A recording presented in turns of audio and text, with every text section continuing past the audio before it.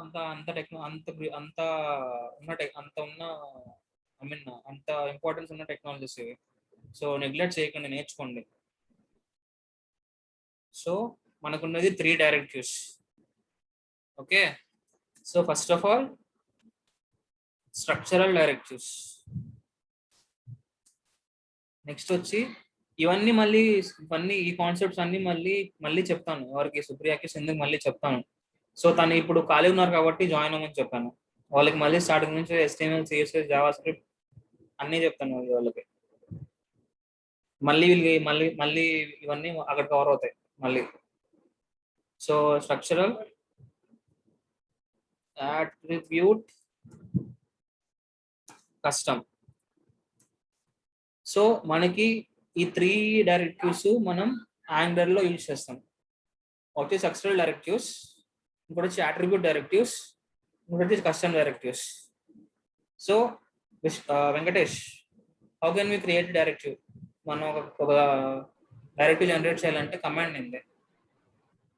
ngcd అదే directive name.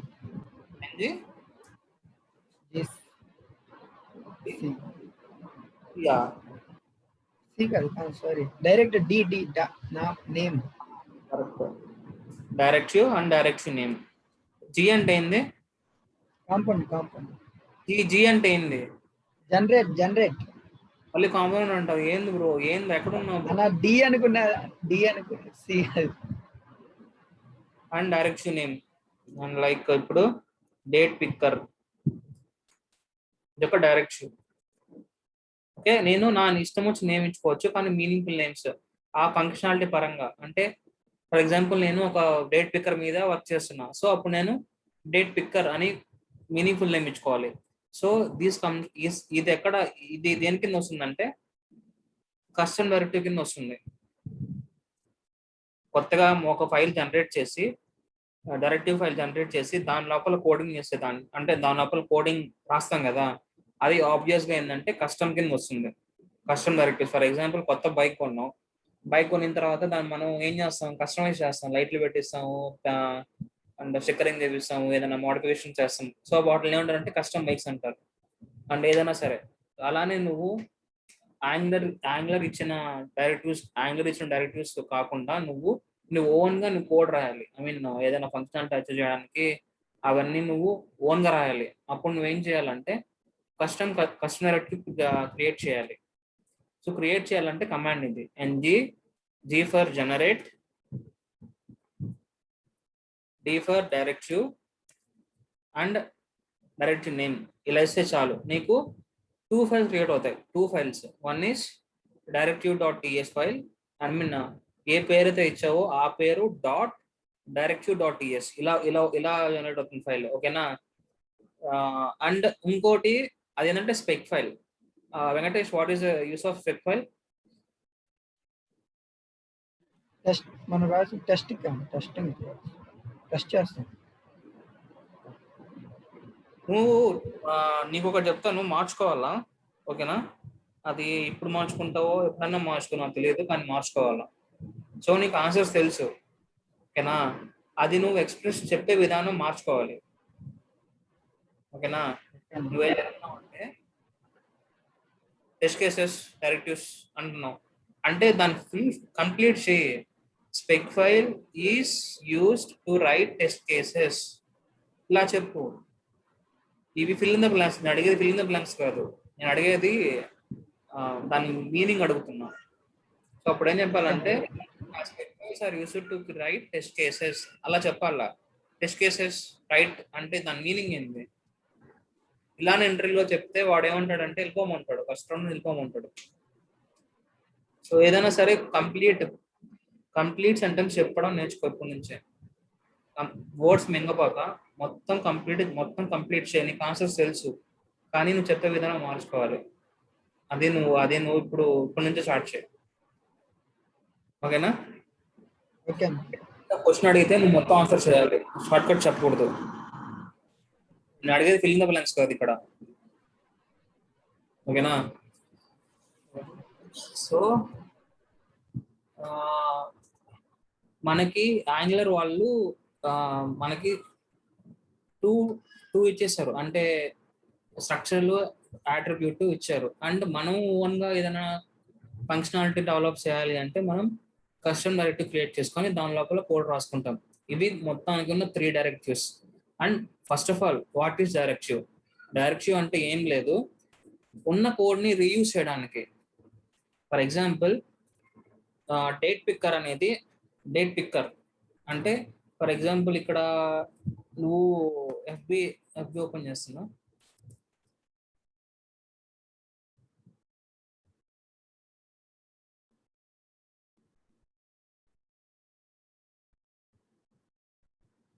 ఇక్కడ వేరే వేరే ఇచ్చాడులే డేట్ పిక్కర్. సో ఇలా కాదు, date picker in material. So మనకి అప్పుడప్పుడు మనకి ఏదైనా యూఐలో మీకు డేట్ పిక్కర్ కనిపిస్తుంది కదా, డేట్ పిక్కర్, అది డేట్ పిక్కర్ ఇదే. సో ఇక్కడ నుంచి మనం డేట్ పిక్ చేసుకోవాలి. సో ఇప్పుడు మనకి 4 కాంపోనెంట్స్ ఉన్నాయి, like profile component, or else register component, or else. So మనకి మొత్తానికి 4 కాంపోనెంట్స్ ఉన్నాయి. ఆ 4 కాంపోనెంట్స్ లో మనకి ఒక డేట్ పిక్కర్ ఫీల్డ్ ఉంది.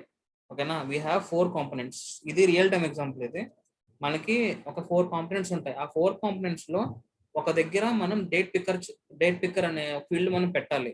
సో మనం ఈ డేట్ పిక్కర్ ని కాపీ చేసుకొని అక్కడ పెడతాము.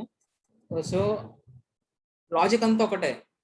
అది ఏంటంటే ఒక వాల్యూ తెచ్చుకొని మనం ప్రింట్ చేయాలి. అంటే ఆ డేట్ పిక్కర్ లో నుంచి ఒక వాల్యూ సెలెక్ట్ చేసుకోవాలి. అదే కామన్, ఐ మీన్ అదొక సింపుల్ ఫీల్డ్. అండ్ దాని లోపల వాళ్ళు అంటారు, అంటే నాకు ఆటో ఫార్మాటింగ్ కావాలి, లేకపోతే ఏదైనా మిన్ మ్యాక్స్, సో ఇవన్నీ కావాలి అంటారు. అప్పుడు మనం ఏం చేయాలంటే కస్టమ్ డైరెక్టివ్ క్రియేట్ చేసుకోవాలి. ఫర్ ఎగ్జాంపుల్ ఇది నార్మల్ బ్రో, ఇది నార్మల్ అంటే నువ్వు ఏ ఇయర్ అని సెలెక్ట్ చేసుకోవచ్చు. లైక్ 2019 మొత్తం ఎన్ని ఇయర్స్ కావాలంటే అప్ టు 19,999 వరకు వెళ్ళిపోవచ్చు.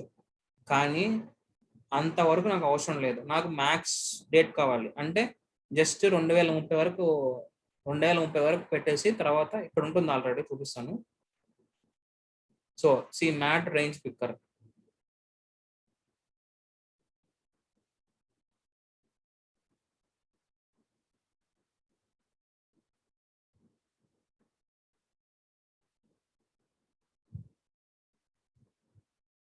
choose a date at the time starting. So ఇలా ఫార్మాట్ కావాలి, లేకపోతే మంత్ అండ్ ఇయర్ కావాలి. సో ఇవన్నీ ఏంటంటే ఇవన్నీ కస్టమ్ డైరెక్టివ్స్. అంటే నీకు అన్ని రిక్వైర్మెంట్స్ ఒకలానే ఉండవు, వాళ్ళు ఏమంటారంటే నాకు ఇయర్ ఫస్ట్ రావాలి అంటారు, అండ్ నాకు మంత్ లాస్ట్ రావాలి అంటారు. సో ఫార్మాటింగ్ ఇవన్నీ మనం చేయాల్సి వస్తుంది, రిక్వైర్మెంట్ పరంగా మనం చేయాల్సి వస్తుంటుంది. సో అప్పుడు మనం ఏం చేయాలంటే ఒక కస్టమ్ డైరెక్టివ్ క్రియేట్ చేసుకుంటాం. కస్టమ్ డైరెక్టివ్ క్రియేట్ చేసుకొని దాన్ని ఇది యూజ్ చేసుకొని మనకు కావాల్సిన రిక్వైర్మెంట్ ని మనం అచీవ్ చేస్తాం. కానీ మనకి 4 కాంపోనెంట్స్ లో ఉన్నాయి. 4 కాంపోనెంట్స్ లో ఒక్కొక్క డేట్ పిక్కర్ ఉంది. సో మనం ఏంటంటే అన్నిటిని కోడ్ డూప్లికేట్ చేయకూడదు. ఫర్ ఎగ్జాంపుల్ HTML పేజ్ ఉంది, HTML పేజ్ లో TS పేజ్ ఉంది. ఇలానే మనకి 4 కాంపోనెంట్స్ ఉంటాయి. అంటే 4 HTML pages, 4 TS pages, right? So మనకి ఫస్ట్ ఆఫ్ ఆల్ డైరెక్టివ్ చేసి మనం ఫస్ట్ ఆఫ్ ఆల్ ఏమి అచీవ్ చేయొచ్చు అంటే కోడ్ డూప్లికేట్ కాకుండా మనం రిస్ట్రిక్ట్ చేయొచ్చు. ఫస్ట్ థింగ్, డైరెక్టివ్ చూస్ చేసి we can restrict code duplication. అంటే ఉన్న కోడ్ ని మళ్ళీ రిపీట్ చేయకుండా ఒకే కోడ్ తో మనం అన్ని దగ్గరలో యూజ్ చేయొచ్చు. మీనింగ్ డైరెక్టివ్ ఒక మీనింగ్ ఏంటి అంటే we can reuse the code, అంతే. డైరెక్టివ్ చేసేసి we can reuse the code, అది కస్టమ్ డైరెక్టివ్స్ ఒక మీనింగ్ ఏంటంటే మనం రాసిన కోడ్ ని ఒక మల్టిపుల్ ప్లేసెస్ లో, అంటే మల్టిపుల్ కాంపోనెంట్స్ లో మనం రీయూజ్ చేయొచ్చు. అది ఎలా అనేది నేను ఆన్గోయింగ్ క్లాస్లో చెప్తాను. కానీ కస్టమ్ డైరెక్టివ్ ఒక మీనింగ్ ఏంటి అంటే, what is the definition of custom directive meaning ఏంటి అంటే ఒకే కోడ్ బేస్, అంటే ఒకటే కోడ్ మనం దీంట్లో రాస్తాం, ఈ ఫైల్లో రాస్తాం. లైక్ ఎక్కడంటే date picker dot directive dot TS. ఇది మనం క్రియేట్ అయ్యే ఫైల్. ఓకేనా? ఈ క్రియేట్ అయిన ఫైల్ లో మనం ఒక సమ్ కోడ్ రాస్తాం. Some code like date format అని చెప్పి కొంచెం కోడ్ రాస్తాం. సో ఈ కోడ్ అనేది ఈ 4 కాంపోనెంట్స్ ఉన్నాయి కదా, ప్రొఫైల్ మనకి మొత్తం ఏం చెప్పాను, ఫర్ ఎగ్జాంపుల్ 4 ఉన్నాయి. ప్రొఫైల్, డాష్ బోర్డ్, ఎక్కడైతే మన డేట్ పిక్కర్ కావాలో అన్ని దగ్గరలో మనకి అన్ని ఒక ఫర్ ఎగ్జాంపుల్ ఇక్కడ dash board, next register and ఇంకోటి ఏంది ఏదో ఒకటి like register forget password. So ఇవి కాంపోనెంట్స్. ఈ 4 కాంపోనెంట్స్ ఈ ఫైల్ని యూజ్ చేయాలి. అంటే ఈ ఫైల్లో ఉన్న కోడ్ని, ఈ ఫైల్లో ఉన్న మెథడ్ని యూజ్ చేయాలి. ఓకే, కాంపోనెంట్ జనరేట్, ఒక డైరెక్టివ్ ఫైల్ జనరేట్ చేశారు. ఈ జనరేట్ చేసిన ఫైల్లో ఉన్న కోడ్ని నువ్వు ఆల్ కాంపోనెంట్స్లో యూజ్ చేయాలి. ఆల్ కాంపోనెంట్స్లో. అలా కాకుండా దీనికి ఒక డైరెక్టివ్ ఫైల్, దీనికి ఒక డైరెక్టివ్ ఫైల్, దీనికి ఒక డైరెక్టివ్ ఫైల్, దీనికి ఒక డైరెక్టివ్ ఫైల్ క్రియేట్ చేస్తే అచీవ్ చేయాల్సిన ఫంక్షనాలిటీ ఒకటే, అచీవ్ చేయాల్సింది ఒకటే. ఏంది? ఫార్మాట్ చేయాలి ఆ కోడ్ని. ఫార్మాట్ అంటే ఇయర్ ఫస్ట్ రావాలా, మంత్ మధ్యలో రావాలా, డేట్ లాస్ట్ రావాలా, ఇది ఫార్మాట్ చేయడం. సో ఫార్మాటింగ్ ఒకటే, కాన్సెప్ట్ అంతా ఒకటే. కానీ ఇక్కడ ఏం చేస్తున్నాం, మల్టిపుల్ డైరెక్టివ్ ఫైల్స్ క్రియేట్ చేస్తున్నాం, మల్టిపుల్ డైరెక్టివ్స్. కానీ కోడ్ డూప్లికేట్ చేస్తున్నాం. సేమ్ కోడ్ని ఇక్కడ యూజ్ చేస్తున్నాం, ఇక్కడ యూజ్ చేస్తున్నాం, ఇక్కడ యూజ్ చేస్తున్నాం, ఇక్కడ యూజ్ చేస్తున్నాం. సో ఇలా డూప్లికేట్ చేస్తే కోడ్ డూప్లికేట్ చేయడం అది రియల్ టైమ్ అప్లికేషన్లో అది కరెక్ట్ కాదు. సో అందుకని చెప్పి డైరెక్టివ్స్ ఏం చేస్తుంది అంటే ఒకే సింగిల్ ఫైల్ని, ఈ ఫైల్ని నువ్వు ఇక్కడ యూజ్ చేయొచ్చు, ఇక్కడ యూజ్ చేయొచ్చు, ఇక్కడ యూజ్ చేయొచ్చు, ఇక్కడ యూజ్ చేయొచ్చు, అంతే. సో దీంట్లో ఉన్న కోడ్, ఈ డైరెక్టివ్ ఫైల్లో ఉన్న కోడ్, ఈ కోడ్ ఉంది కదా, అన్ని కాంపోనెంట్స్లో కామన్గా యూజ్ చేయొచ్చు. ఎందుకంటే అంతా ఒకటే ఫంక్షనాలిటీ కాబట్టి. అన్ని కాంపోనెంట్స్ మనం ఏం చేయాలి, డేట్ ఫార్మాట్ చేయాలి. ఫస్ట్ ఇయర్ రావాలి, నెక్స్ట్లో మధ్యలో మంత్ రావాలి, లాస్ట్లో డేట్ రావాలి. సేమ్ ఫంక్షనాలిటీ ఈ ప్రొఫైల్లో అదే చేయాలి, ఈ డాష్ బోర్డ్లో అదే చేయాలి, దీంట్లో అదే చేయాలి, అంతా ఒకటే ఫంక్షనాలిటీ. సో అందుకని చెప్పి కామన్గా ఒక డైరెక్టివ్ ఫైల్ క్రియేట్ చేసుకుంటాము. ఆ డైరెక్టివ్ ఫైల్లో ఒక ఫంక్షనాలిటీ రాసుకుంటాము. అండ్ ఈ డైరెక్టివ్ ఫైల్ని అన్నిటి దగ్గర యూజ్ చేస్తాం. దీనివల్ల మనం ఏం చేస్తున్నాం, కోడ్ రీయూజ్ చేస్తున్నాం. సేమ్ కోడ్ అన్ని కాంపోనెంట్స్లో రీయూజ్ చేస్తున్నాం. Directives nothing but reuse the code. ఉన్న కోడ్ని రీయూజ్ చేయి, అంతే. డైరెక్టివ్ షార్ట్ కట్ ఏంది, డైరెక్టివ్ మీనింగ్ ఏంటంటే, స్ట్రైట్ ఫార్వర్డ్ మీనింగ్ ఏంటి అంటే we can reuse the code, అంతే. This is only for custom. ఇదంతా ఏంటంటే కస్టమ్ గురించి చెప్పాను. అర్థమైందా? డైరెక్టివ్ అంటే అర్థమైందా? డైరెక్టివ్ అంటే ఏం లేదు. డైరెక్టివ్ అంటే definition.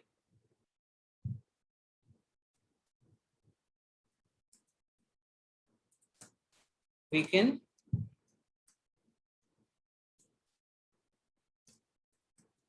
reuse the same code in all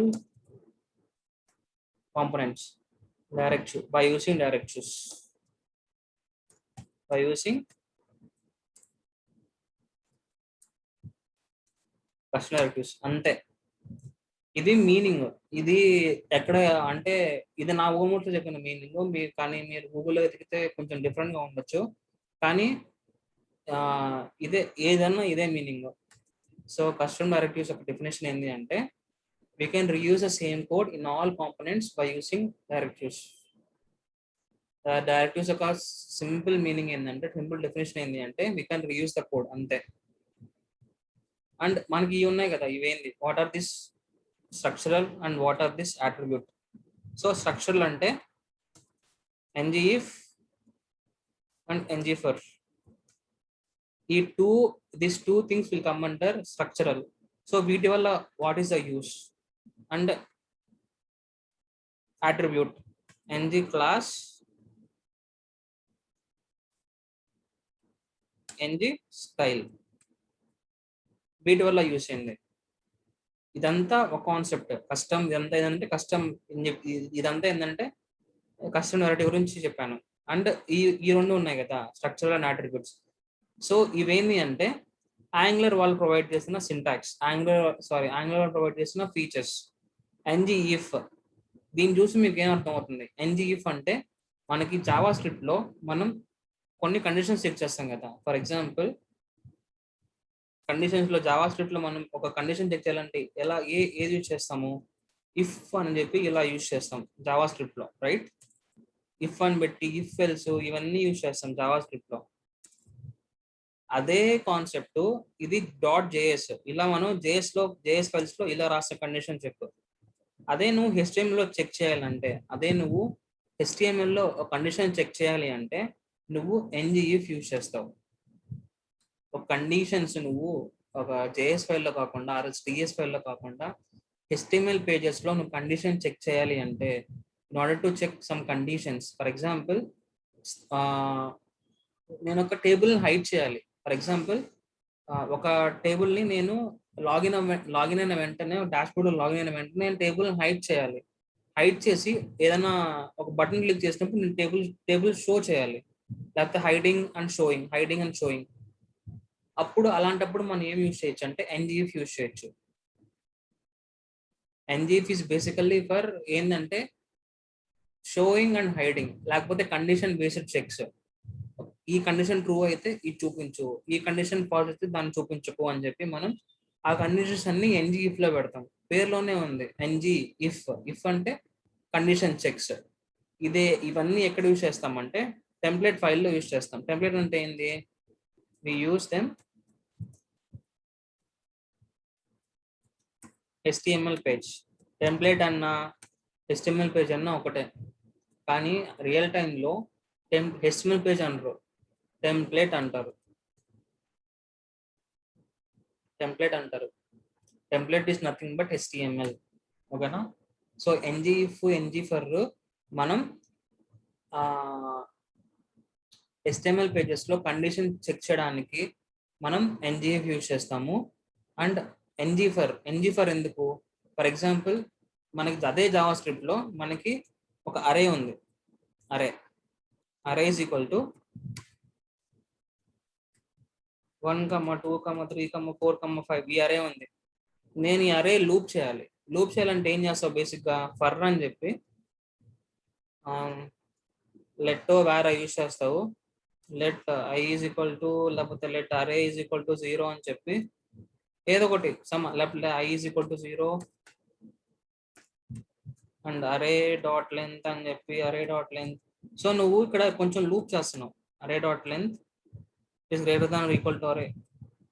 so ఇవన్నీ నువ్వు పెట్టేసి దీని లోపల నువ్వు లూప్ చేస్తావు. For loop, do while loop. So ఇవన్నీ ఏంటంటే జావా స్క్రిప్ట్ లో మనం చేసేది. అలానే యాంగులర్ లో కూడా మనం చేయొచ్చు, సేమ్ కండిషన్ కూడా చేయొచ్చు, సేమ్. ఇది జేఎస్ ఫైల్స్ లో, జేఎస్ ఫైల్స్ లో. అదే నువ్వు టెంప్లెట్ లో నువ్వు ఒక అరేని లూప్ చేయాలి అంటే, ఒక ఆబ్జెక్ట్ ని వచ్చిన రెస్పాన్స్ ని నువ్వు నీ టెంప్లెట్ లో లూప్ చేయాలంటే మనం ngFor యూజ్ చేస్తాం. ఓకేనా? ఇక్కడ రాస్తాను కింద, ngIf is used for condition check. Okay, ngFor is used for looping. ఇదన్నీ నేను ఎగ్జాంపుల్స్ చేసి చూపిస్తాను. జస్ట్ ఇది థియరీ పార్ట్. ఇది గుర్తుపెట్టుకోండి, థియరీ పార్ట్. ఇది లూపింగ్ కి, ఇది కండిషన్ చెక్ కి. డన్. ఇది ఎక్కడ యూజ్ చేస్తాము? Only in HTML pages. And next ఏంటంటే ng class, ng style. What are this two? ng class and ng style. మనం ఒక HTML లో ఒక ఎక్స్టర్నల్ స్టైలింగ్ చేయాలంటే మనం ఏం యూజ్ చేస్తాం? సాయి, ఒక బటన్ ట్యాగ్ నేను ఎక్స్టర్నల్ ఫైల్ యూజ్ చేసి నేను ఒక స్టైల్ రాయాలి. అప్పుడు నేను ఏం యూజ్ చేస్తాను?